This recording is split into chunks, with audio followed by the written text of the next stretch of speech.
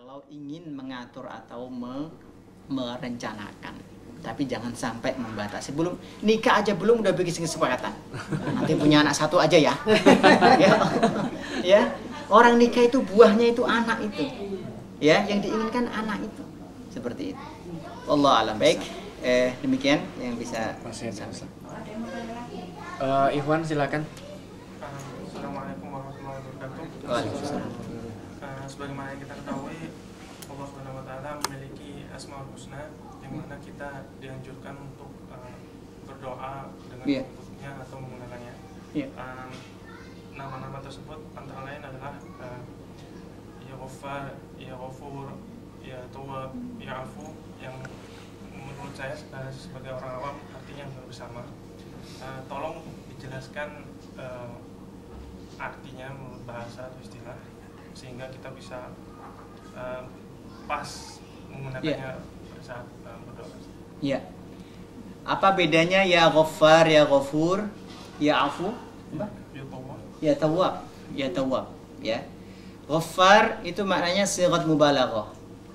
Yang maknanya sangat-sangat mengampuni dosa sebanyak apapun, setinggi apapun, ya, seluas apapun, Allah Subhanahu wa taala sanggup mengampuni dosa-dosa manusia. Ya, jadi kapan kita menyebut ya Ghaffar manakala kita ingin memohon ampunan kepada Allah dari seluruh dosa-dosa kita. Ya, dosa-dosa kita yang semuanya taubat nasuha. Kapan kita menggunakan ya Ghafur? Kalau kita ingin meminta ampunan Allah dalam dosa-dosa kita tertentu. Ya, kita pernah mungkin dekat-dekat dengan zina, ya. Kita memfokuskan ya Allah ya Ghafur, ya ampunilah dosa saya yang A dulu.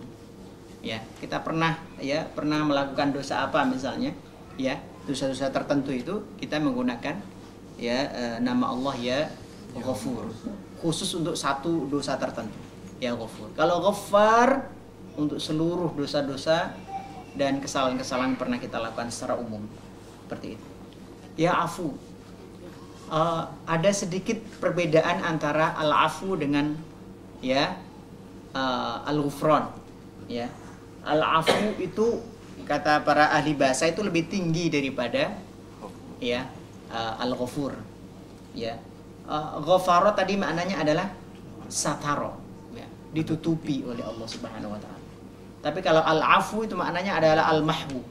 Al-mahwu itu maknanya menghapus, ya, dihapus. Jadi orang itu ketika memaafkan kesalahan orang itu maknanya melupakan. Maafkan saya ya, berarti dia harus melupakan. Memaafkan itu maknanya melupakan, al-mahwu. Jadi ada sebagian orang yang kesalahannya itu dilupakan oleh Allah, ya, tidak dinampakkan oleh Allah Subhanahu wa taala, tidak dinampakkan oleh Allah. Makanya nanti ada orang-orang yang masuk surga tanpa hisab, tanpa adab, seperti itu. Orang itu apakah orang yang nggak punya dosa? Punya dosa, tapi dosanya kemudian dihapus. Jumlahnya ada berapa? 70.000. Wah, masuk di dalamnya nggak kita ini? Saya masuk. Ya, udah didahului Okasha ya dalam hadis tersebut. Kita harus yakin. Ya, jadi orang yang kesalahannya dilupakan oleh Allah, tidak dinampakkan lagi, itu namanya orang yang diberi maaf oleh Allah. Diberi maaf oleh Allah. Makanya kalimat kita itu kalau maaf ya. Kita minta supaya kesalahan kita dilupakan.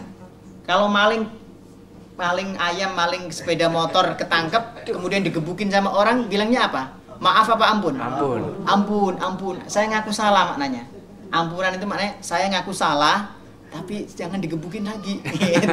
Ya, itu namanya ampunan. Bahasa kita pun hampir sama. Jadi antara ampunan dengan maaf. Kalau maaf itu melupakan, ya. Berarti kita nggak bisa bilang saya memaafkan dia tapi saya nggak mau lihat mukanya. Itu namanya nggak memaafkan, itu mengampuni. Ya, jadi seperti itu. Itu al-afu. Ya, kalau kita makanya di akhir surat Al-Baqarah itu kan doanya wa'fu anna waghfir lana warhamna, itu tingkatan-tingkatan. Kita yang paling ideal dimaafkan oleh Allah. Wa'fu anna. Kalau aku nggak pantas engkau maafkan kesalahanku ya Allah, waghfir lana, ampuni aja. Walaupun masih ada tapi ampuni, gitu kan? Kalau aku tidak pantas mendapatkan ampunanmu, warhamna, rahmati aku aja ya Allah. Ya, intinya sih sama, minta sama-sama di ya. Tapi begitu ya, tinggal wa'fu anna waghfir lana warhamna kayak gitu. Ya, mungkin seperti itu. Ya tawab ya. Tawab ini terkait dengan taubat. Taubat itu maknanya adalah ar-ruju, kembali kepada Allah Subhanahu wa taala. Orang bertobat kepada Allah maknanya dia kembali kepada Allah. Taubat maknanya lebih luas daripada mohon ampunan. Saya katakan istighfar itu adalah bagian dari taubat. Bagian dari taubat itu adalah istighfar. Baru kita mengambil sedikit bagian dari taubat. Ya, taubat itu intinya dia kembali mengoreksi seluruh hidupnya, kembali kepada Allah Subhanahu Wa Taala. Makanya para ulama mensyaratkan 3 itu. Ya, berjanji tidak mengulang, berhenti dari kesalahan-kesalahan perbuatan salahnya itu. Kemudian ketiga apa? Ya, amalan. Menyesal ya, taubatun nadam. Taubat itu adalah menyesal, berjanji tidak mengulang dan berhenti ketika itu juga. Ya, itu syarat taubat. Dan salah satunya itu adalah istighfar kepada Allah. Jadi seperti itu. Baik. Ada lagi? Oh ya. Masya Allah. Ustaz nanya, Ustaz. Ya, Bu. Bagaimana caranya untuk memperoleh dosa yang dilupakan oleh Allah sehingga kita dapat hisab? Ya, dalam hadis itu jumlahnya terbatas sekali Bu kuotanya. Cuma 70.000. Ya. Bila hisab wala adab, tanpa hisab tanpa adab. Siapa mereka itu ya Rasulullah? Ditanya oleh sahabat-sahabat. Ya. Mereka itu adalah orang-orang yang, apakah orang-orang yang terdahulu masuk Islam? Apakah orang-orang itu turut berjuang bersama Rasulullah dalam perang Badar? Mereka bertanya-tanya. Setelah itu Rasulullah keluar rumah lagi dan bertanya lagi, siapa mereka itu ya Rasulullah? Karena semua sahabat itu tamak untuk menginginkan mendapatkan bagian dari 70 ya, ribu orang ini. Cuma 70.000 ya. Kemudian Rasulullah SAW ya menjelaskan humul ladina la yarqun, orang yang tidak ya ruqyah, meruqyah, minta diruqyah, wala yastarqun, dan tidak minta diruqyah ya, wala yaktun, dan tidak berobat dengan menggunakan api ya. Kemudian wa ala rabbihim yatawakkalun. Kalau tidak salah 4, la yarqun wala yastarqun. Kemudian tidak tidak mengait-ngaitkan kejadian-kejadian ini dengan tanda-tanda tertentu.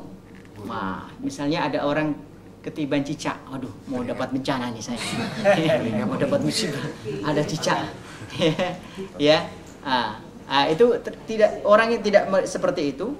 Bukannya ruqyah ini nggak boleh ya. Ruqyah itu sesuatu yang dibolehkan karena Rasul dulu meruqyah.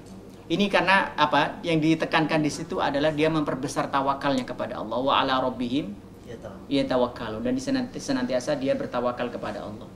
Ya, ketika orang sakit itu dia diberi pilihan sabar dengan sakitnya itu, atau dia juga dibolehkan untuk berobat. Rasulullah ketika kedatangan orang buta ya, minta supaya mendoakan kepada Allah agar butanya itu disembuhkan. Ya, Rasulullah memberikan 2 pilihan.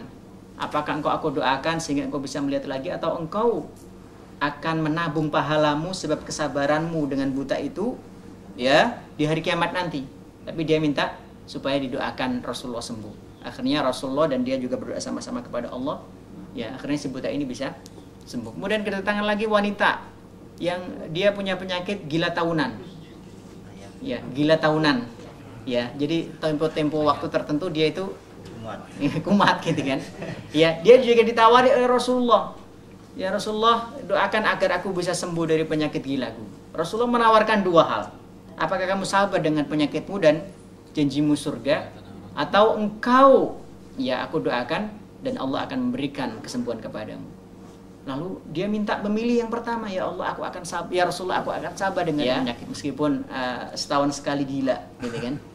Ya, tapi aku minta kalau aku lagi kambuh jangan sampai auratku kelihatan terbuka gitu ya. Akhirnya Rasulullah mendoakan dan dia memilih menyimpan pahala sabar sakitnya itu ya di akhirat. Nah, seperti itulah makna dari hadis Nabi 70.000 orang yang masuk surga tanpa hisab tanpa adab. Orang ketika sakit dia memilih Mana ada. Ya. Ya, memilih sabar dengan sakitnya itu dan dia bertawakal kepada Allah. Oleh karena itu dia tidak berobat dengan api. Berobat dengan Rasulullah itu kan dengan api, dengan ruqyah, dengan apa itu namanya yang kita lakukan kemarin itu? Bekam. Ya. Dengan bekam salah satunya dengan itu. Nah, orang yang ya boleh semuanya boleh, Bu. Berobat dengan api boleh. Itu intinya kan berobat. Tapi dia lebih memilih tawakal kepada Allah Subhanahu wa taala. Makanya jangan disalahartikan ini hadis ini. Jangan disalahartikan. Ya. Jangan disalahartikan orang yang sakit nggak boleh berobat. Bukan orang yang sakit nggak boleh berobat. Ya, kalau dengan sehatnya itu dia lebih baik berobat. Rasulullah atau berobat ketika sakit kan? Jelaskan Ya. habis buka aja Ustaz, jadi paham. Ya. Jadi bukannya nggak boleh berobat, silahkan berobat. Tapi dia juga punya hak ya untuk sabar dengan penyakitnya itu dan bertawakal kepada Allah Subhanahu wa taala.